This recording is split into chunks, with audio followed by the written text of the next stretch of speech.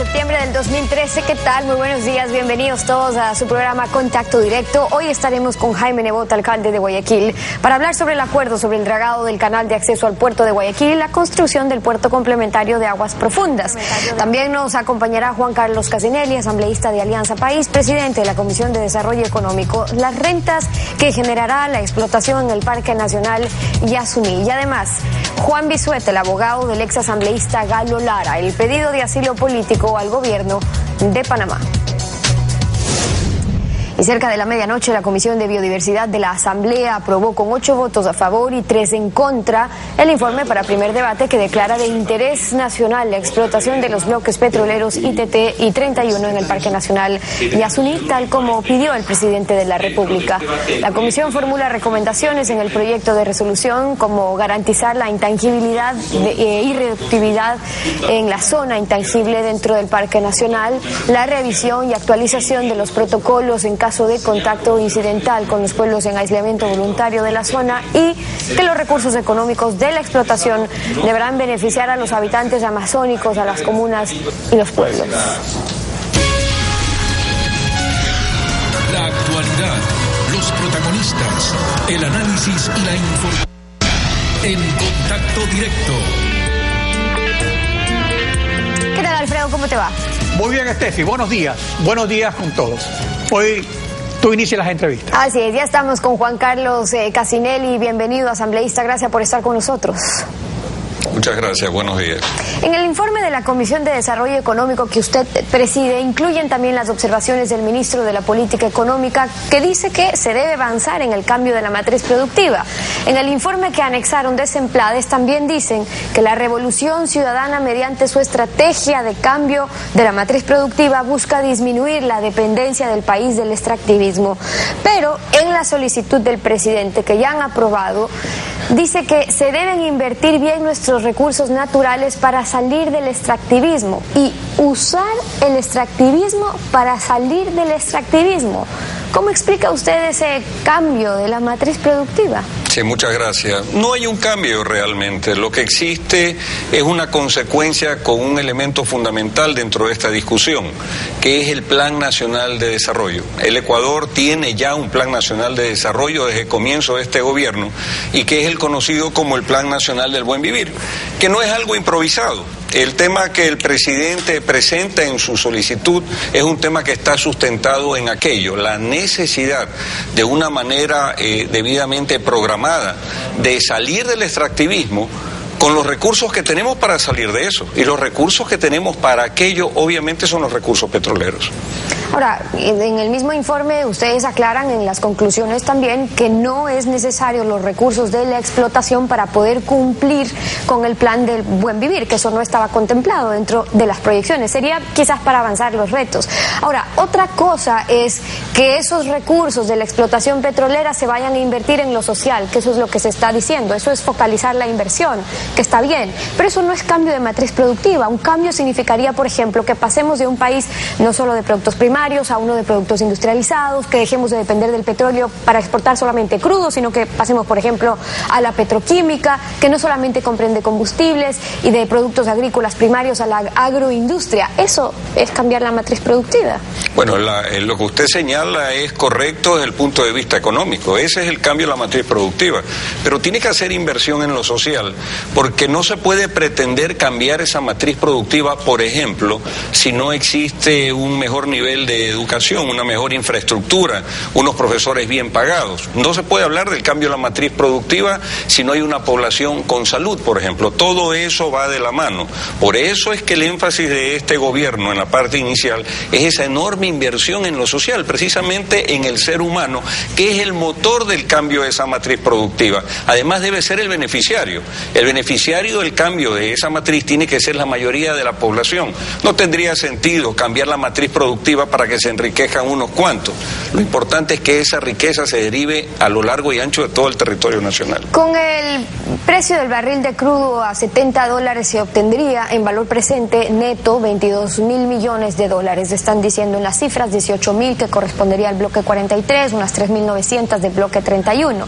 Del bloque 43 del ITT Ispingo representa la mitad, son 180 pozos solamente allí, es decir, unos 9.000 millones de dólares. ¿Usted no cree que valdría la pena sacrificar ese monto, es decir, obtener los 9.000 restantes de Tiputini y Tambococha, que sí tienen un plan de desarrollo, y no tocar Ispingo? Yo pienso que el país no es que le sobran recursos, debe optimizar aquello que tiene. El país le hizo una propuesta al mundo que ha pasado 6 años y de que apenas ha podido recolectar un poco más de 13 millones de dólares. Eso no es suficiente para impulsar el desarrollo.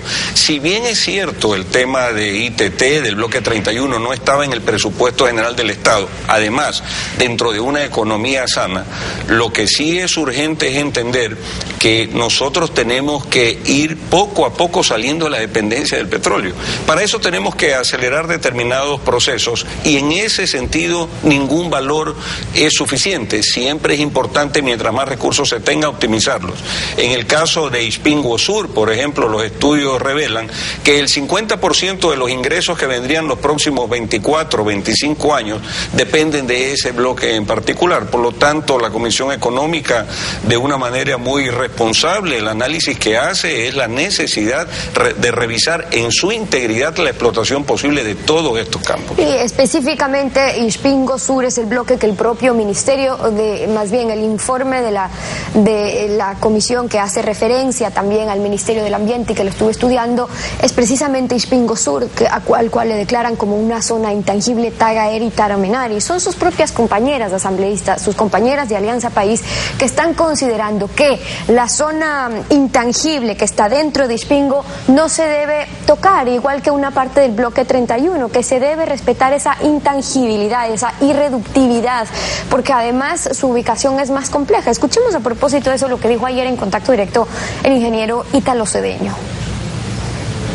Actualmente, en una plataforma de 2 hectáreas se pueden perforar 40 pozos en el Ecuador. En el mundo se están haciendo 150 pozos por plataforma. Una plataforma de apenas 2 hectáreas. Cuando se planifique el desarrollo de Ispingo, tienen que hacerse plataformas dentro de Ispingo con helicóptero. Yo sinceramente creo que todavía no tenemos perforación horizontal extendida para llegar desde fuera del Parque Yasuní hasta el campo Ispingo.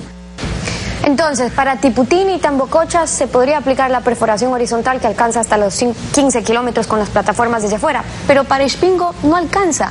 Deberían poner la plataforma dentro. Entonces, ni siquiera sabemos cómo van a proceder, cómo pueden autorizar entonces la asamblea de una explotación que todavía no tiene un plan bien desarrollado.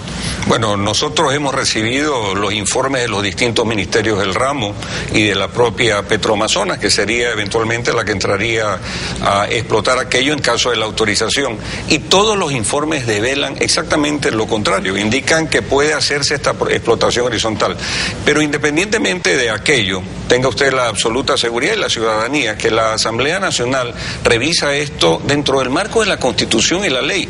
Este gobierno es el que ha entrado a respetar todo aquello que tiene que ver con un desarrollo sostenible del ecosistema. No hay que olvidar que antes, primero, lo importante, el Yasuní en su 1.000.000 de hectáreas, seguramente el 60% ya se encuentra en procesos de extracción petrolera en distintos bloques que fueron autorizados, explorados, explotados desde el año 1936. Esta es la primera vez que este gobierno entra a solicitar algo en función de la nueva Constitución, pero con una enorme responsabilidad dentro del tema del cuidado del medio ambiente. Por lo tanto, creo que la transparencia en esta discusión es la que origina el debate al interior del bloque del país, que creo que es totalmente también positivo. Hay diferencia asambleísta entre los bloques como Paniacocha o los que están más al norte a explotar una zona que es intangible, Tagaeri y Taramenari, según ha sido delimitada. Eso lo dice también la propia Comisión de Derechos Colectivos. Ahora, Ahora, el ministro Rivera argumentó también en su comisión que lo fundamental de esta propuesta de explotar es la oferta de divisas, que ingresen más dólares a la economía. Y claro, esa es una manera. La otra es que aumente la inversión extranjera, que incrementen las exportaciones, pero para ello en todo este tiempo no se han logrado, asambleísta, acuerdos comerciales ni con la Unión Europea ni con Estados Unidos como principales socios comerciales. Entonces, ¿cómo van a hacerlo? Nosotros no podemos renunciar a la soberanía en las negociaciones internacionales. Sería muy fácil hacer un tratado de libre comercio, pero sacrificando posiblemente la productividad y producción de nuestros agricultores y el desarrollo social al interior del país. Definitivamente los recursos son importantes porque el Ecuador es un país dolarizado y depende fundamentalmente de esa balanza de pagos donde sea positiva para el Ecuador para que no tengamos una excesiva salida de divisas. Por eso el ministro Rivera justifica en esta posibilidad de la extracción de ITT y del bloque 31 el hecho de que puedan ingresar dólares frescos a la economía, que además, ojo, según la Constitución son dólares que tienen que ir a la inversión social, aquello en lo que está trabajando el gobierno y que definitivamente redunda en beneficio de todos los ecuatorianos. El presidente de la Comisión de Desarrollo Económico, Juan Carlos Casinelli, en contacto directo. Muchísimas gracias por haber estado con nosotros, asambleísta. Muchas gracias. 7 de la mañana con 10 minutos. En breve estaremos con el alcalde Jaime Nebot. Hablaremos sobre el acuerdo sobre el dragado del canal de acceso al puerto de Guayaquil y además la construcción del puerto complementario de aguas profundas. Regresamos con eso, quédese con nosotros. En su más amplio contexto ecológico, el desarrollo económico es el desarrollo de formas más intensas de explotación del medio ambiente, lo dijo Richard Wilkinson, investigador británico.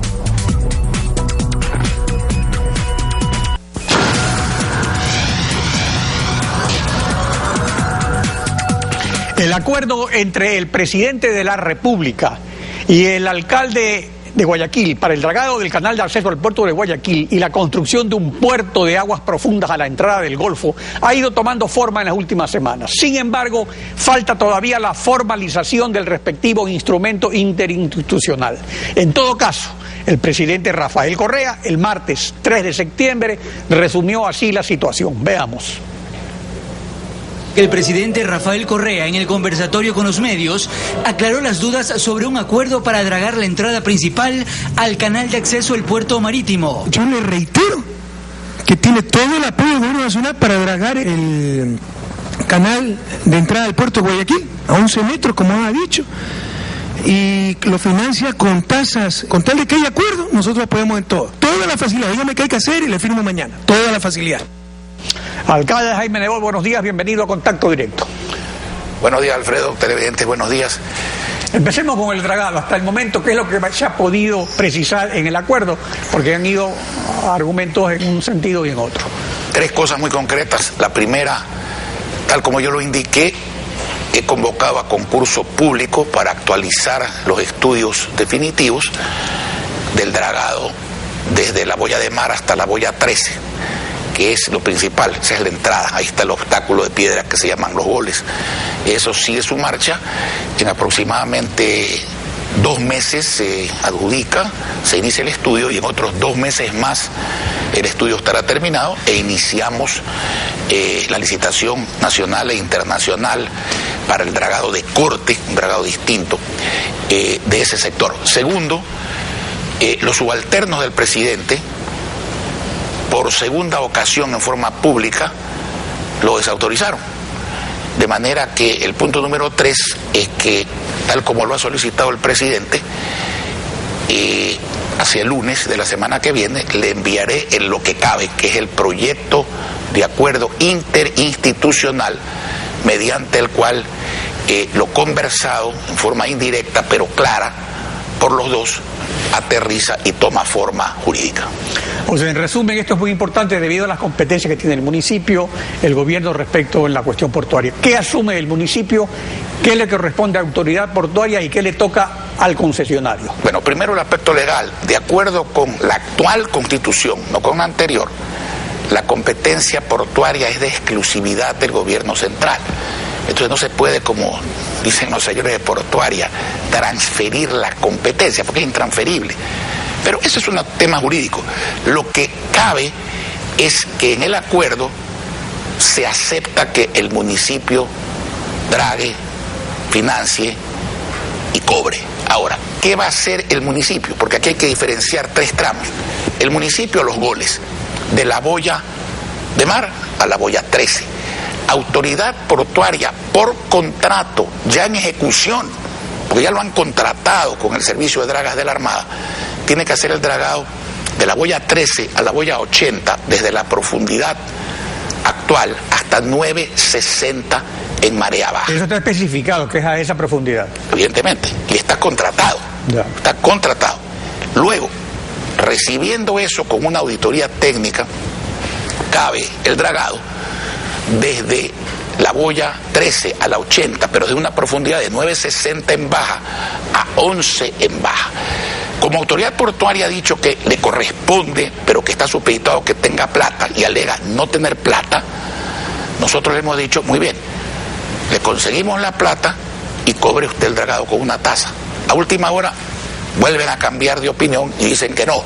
Entonces, el municipio de Guayaquil y la empresa privada Finca de Guayaquil están dispuestas a asumir ese tramo si le entregan el tema a 960 metros de profundidad en baja con auditoría técnica, en la misma forma que asumiremos los goles. Y con eso tiene usted un canal uniforme a 11 metros en baja, que son 13 metros en alta y que permite la competitividad absoluta y el crecimiento operacional y por lo tanto económico y social del sistema portuario de Guayaquil y de sus habitantes. Y de otra suerte, una vez hecho estos trabajos que serían para mejorar el acceso, de manera permanente la autoridad portuaria pues tendrá que seguir haciendo el dragado tal como lo ha hecho siempre, digamos, para que el canal tenga... Bueno, me imagino que las entidades existen para algo, digamos. Bueno, ahora sobre la concesión para el puerto de aguas profundas de Posora, el presidente Rafael Correa el sábado 7 de septiembre señaló lo siguiente, veamos. A las 6:30 recibí al Grupo Novi y el Grupo Albacora, que eran los que estaban trabajando en Posora. Todos apoyamos la inversión privada. Bienvenida. Quieren hacer un puerto de agua profunda en Posora. Maravilloso. Pero el problema es que el 2009 no habían avanzado nada hasta el 2012. Ahora, yo sí creo que por ahí cometí un error la subsecretaria, porque si yo quito la concesión es porque tengo otra alternativa, otro inversionista. Si no lo tengo, mejor pues lo que hago es empujar al inversionista si está atrasado en el cronograma. Estamos hablando y ojalá que venga esa inversión que todo el mundo la desea. De esta manera se completaría entonces un acuerdo satisfactorio respecto a todo, al actual puerto, al puerto de aguas profundas complementario. Diremos también maravilloso, pues, si es que eso es verdad, en el sentido de que los funcionarios subalternos permiten que se materialice. Esa es la posición correcta, la que ha expresado el presidente de la República. Ojalá, repito, se concrete. Y por nuestra parte, yo también quiero aclarar lo que he dicho siempre. Guayaquil no se opone a inversiones del gobierno, ni en esta ni en ninguna provincia. Si quieren hacer otro puerto, que lo hagan. Mientras más puertos y más aeropuertos tiene un país, mejor. Pero el desarrollo de esos aeropuertos, el desarrollo de esos puertos, tiene que ser a base de competencia y de competitividad. O sea, la carga que genera un puerto tiene que ser fruto del servicio, fruto de las tarifas, fruto del esfuerzo, generada en la zona, en lo que se llama el interland de los puertos, no en el decreto que a dedo y con la teoría esta de la desconcentración de la carga y de la especialización de los puertos, quieren llevarse la carga de otros puertos a otras ciudades. Eso es lo que estamos en contra. No que se hagan inversiones en otros lugares del Ecuador y en otros puertos o en otros aeropuertos. Pero por eso yo estaría superado, porque lo que ha dicho el presidente claramente es que se den todas las facilidades para el acuerdo y luego que se restablezca la concesión para el puerto en Posora. Entonces, de esa forma lo que falta es concretar el acuerdo. Para eso, en vista de estas incoherencias de funcionarios inferiores, ¿se va a mandar el borrador a la presidencia de la República? ¿Cómo se mandaremos un borrador de proyecto de acuerdo interinstitucional, no sobre lo que sea, todo lo contrario, sobre lo concreto, sobre lo que hemos dicho? Nosotros no vamos a desnaturalizar un acuerdo en ningún sentido, eso no sería serio. Y en cuanto a las expresiones, pues bueno, si usted le preguntara a San Juan que creía sin ver, seguramente le diría que cree. Si le preguntara a Santo Tomás que creía lo que veía y tocaba, le diría que hay que esperar tocar para creer, digamos. Bueno, pero hay cosas que sí se ven y que se sienten desde el punto de vista social y económico. O sea, ¿qué repercusiones sociales y económicas tiene para el desarrollo nacional y no solo para el desarrollo de Guayaquil que se cumpla con este acuerdo y que no se vaya por ese proyecto de plan de movilidad hecho por unos consultores extranjeros? Imagínense que ese plan, lo que decía en síntesis era el puerto público, concesionado, pero público, de Guayaquil, dedicado al turismo, y no hay ni esclusas, no hay ni cómo pasar del Salado al río Guayas, pues ya no se puede. Dedicado al cabotaje, que es comercio de barcos chiquitos de la misma bandera entre puertos de la misma nación, sin dejar de ver la costa. Los 13 puertos privados de Guayaquil cerrados, porque según dice el plan tenían que salir del sistema portuario nacional. El puerto de Pozora edificándose con dinero privado en aguas profundas, sin autorización. O sea, Guayaquil sin sistema portuario. Y el nuevo puerto sustituto fuera de Guayaquil. ¿Qué significaba eso? La muerte de Guayaquil, pues. O sea, literal y realmente un caos económico, social, que afectaba a todos los guayaquileños de toda índole y de toda condición social, nacidos aquí o no nacidos aquí. Distinto es que el esquema funcione normalmente como tiene que ser y que el gobierno haga 1 o 2 puertos donde quiera hacerlo. Eso es parte de la inversión, parte de la competencia, y ya veremos si subsisten o no subsisten.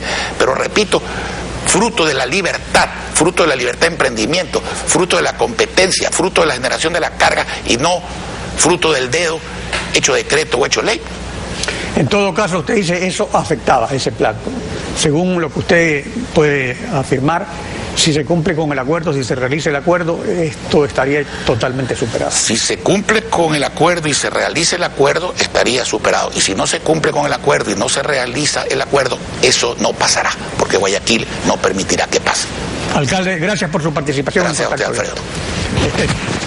Son las 7 de la mañana con 27 minutos. Nos vamos a una pausa y en instantes vamos a estar con Juan Vizueta, la solicitud de asilo político para el exasambleísta Galo Lara. Ya regresamos con eso. Miren a los realistas y díganme qué hacen por nosotros. Ellos nos han llevado a la guerra y al cambio climático. La pobreza ha alcanzado una escala inimaginable y la destrucción ecológica no para de crecer.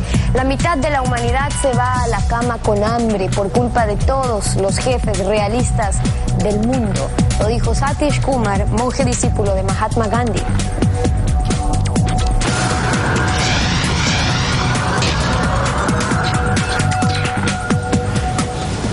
Está con nosotros Juan Vizueta, abogado defensor de Galo Lara. Buenos días, bienvenido a Contacto Directo. Buenos días, doctor Penalgote.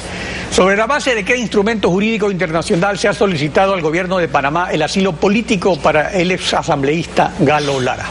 Bueno, hay que recordar aquí que la Convención Iberoamericana de la Extradición establece justamente aquí de manera puntual en el artículo 4 el hecho de que se puede interponer el pedido de asilo político fundamentado en el hecho de que existiría justamente un delito común perseguidos con una finalidad política, que eso es lo que estamos tratando de establecer. En el caso de Galo Lara hemos justificado y estamos argumentando justamente de que se trata de un perseguido político. Las pruebas no solamente están siendo aportadas en este caso por la persona que está solicitando, sino de manera sui generis. En este caso las pruebas las está aportando incluso el Estado requirente de la extradición. Vemos ahí con la visita del día de ayer a Panamá de 14 funcionarios del Estado ecuatoriano, entre esos incluso el fiscal general del Estado, que no tiene nada que ver y que supuestamente es una parte dentro del proceso penal, que sin embargo, haciendo tabla rasa de la ley, producto de un desconocimiento total de la ley, interviene en un proceso que es eminentemente diplomático, que es de Estado hacia Estado y que finalmente él no tenía que hacer absolutamente nada.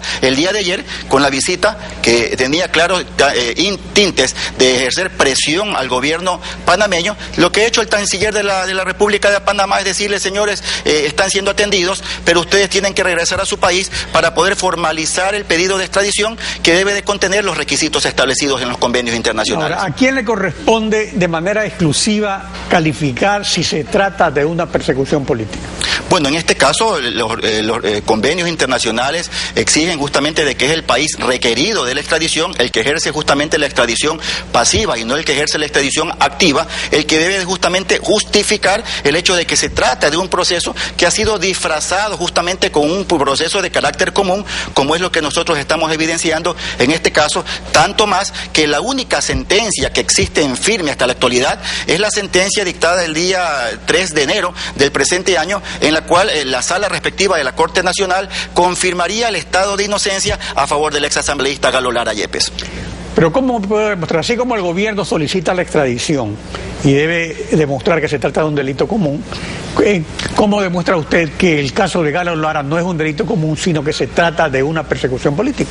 Bueno, por todas las connotaciones. Nosotros hemos señalado de que el gobierno nacional no ha terminado de perdonarle a Galo Lara que haya sido el denunciante de los más grandes casos de corrupción de este gobierno. Ahí está el caso Vialmesa, ahí está el caso de los reaseguros Sucre, ahí está el caso de los radares chinos, ahí está el caso de la Chupacorte, y muchos casos más que serían innumerables para esta sola entrevista. El hecho de mencionar de que, por cierto, en ninguno de ellos se ha generado un solo proceso penal, ni tampoco existe ni una sola persona detenida. Pero no solamente ello, las connotaciones que tuvo este proceso, en el hecho de haberse generado más de un centenar de cadenas de radio y televisión por parte de la Senacon, en el sentido de que ya se responsabilizaba a Galo Lara como culpable de este delito. Y luego de ello, pues, la sorpresa para el gobierno fue el hecho de que la vergüenza fue tal, en el sentido de que ni siquiera la sala de lo penal de la Corte Nacional pudo tener la entereza de condenar a Galo Lara, sino de ratificar justamente este estado de inocencia. Lo curioso, y no solamente lo que se presenta en este proceso,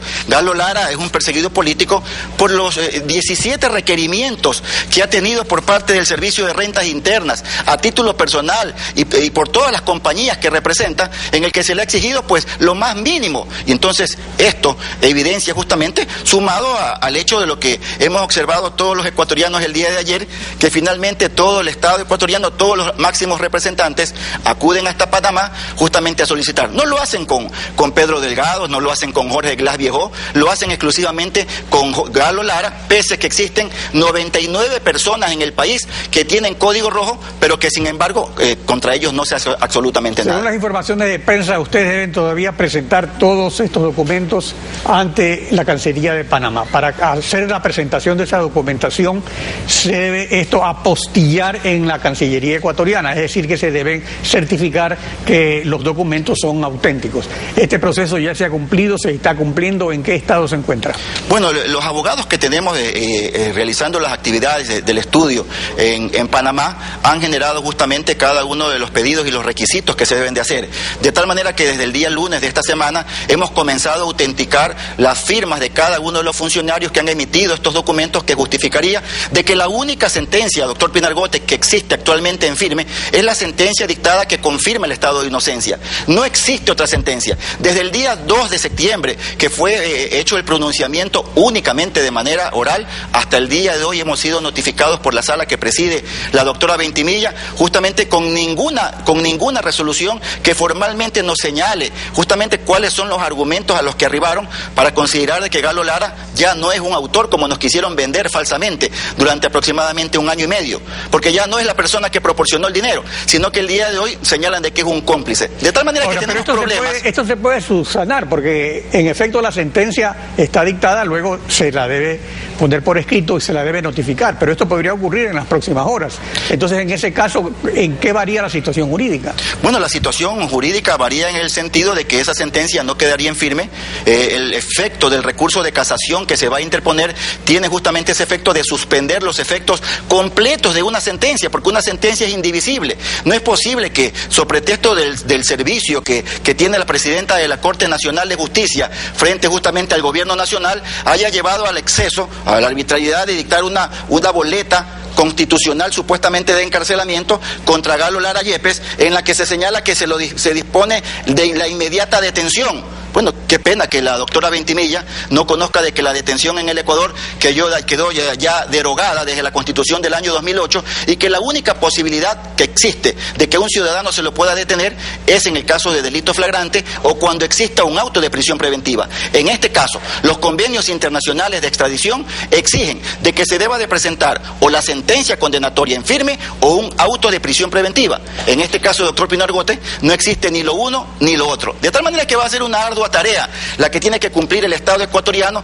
en este sentido para poder cumplir con estas formalidades que exige la ley. Ahora, ¿cómo logró Galo Lara la libertad si Interpol lo había detenido?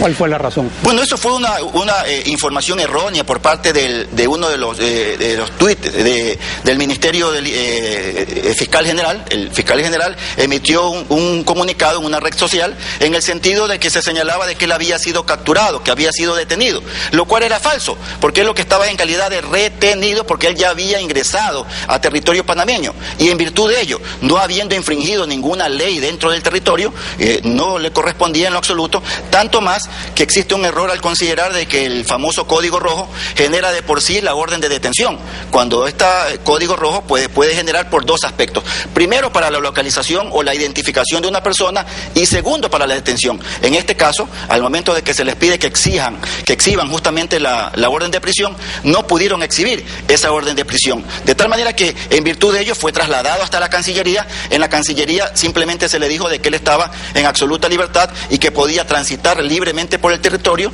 Luego de ello, de manera paralela, hasta que se resuelva la situación, se presentó el asilo. Transitar libremente, él no puede salir de Panamá, o sea, se tiene que presentar ante las autoridades. ¿Cuál es su situación?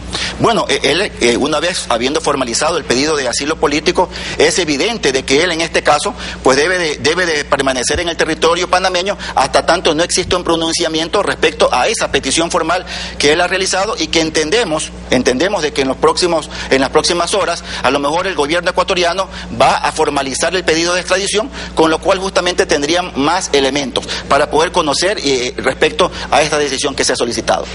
Ahora, hay dos antecedentes cercanos sobre asilo político en Ecuador: el de Carlos Pérez, director del Universo, concedido por Panamá, pero aquí en el gobierno del presidente Correa le negó el salvoconducto, y el de Julian Assange, concedido por el gobierno del presidente Correa, pero que el Reino Unido ha negado el salvoconducto. Ambos, Pérez y Assange, fueron acusados de delitos comunes, o son acusados en el caso de Assange, pero se les concedió el asilo por considerar que eran perseguidos políticos. O sea, brevemente, ¿qué diferencias y similitudes hay entre los casos de Pérez, Assange y Lara?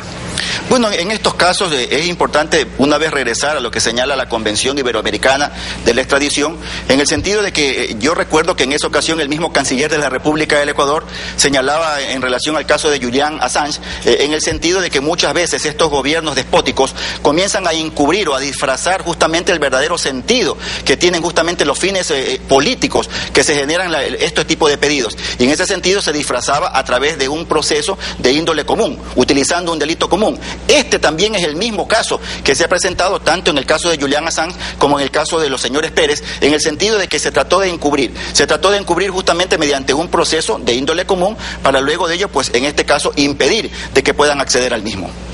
Doctor Juan Bisueta, gracias por su participación en Contacto Directo. Gracias a usted, doctor. Estefi. Son las 7 de la mañana con 43 minutos. Ayer el presidente Rafael Correa participó de la sesión solemne por los 100 años de cantonización de Milagro en la provincia del Guayas, y el primer mandatario insistió en la propuesta de explotar los recursos naturales.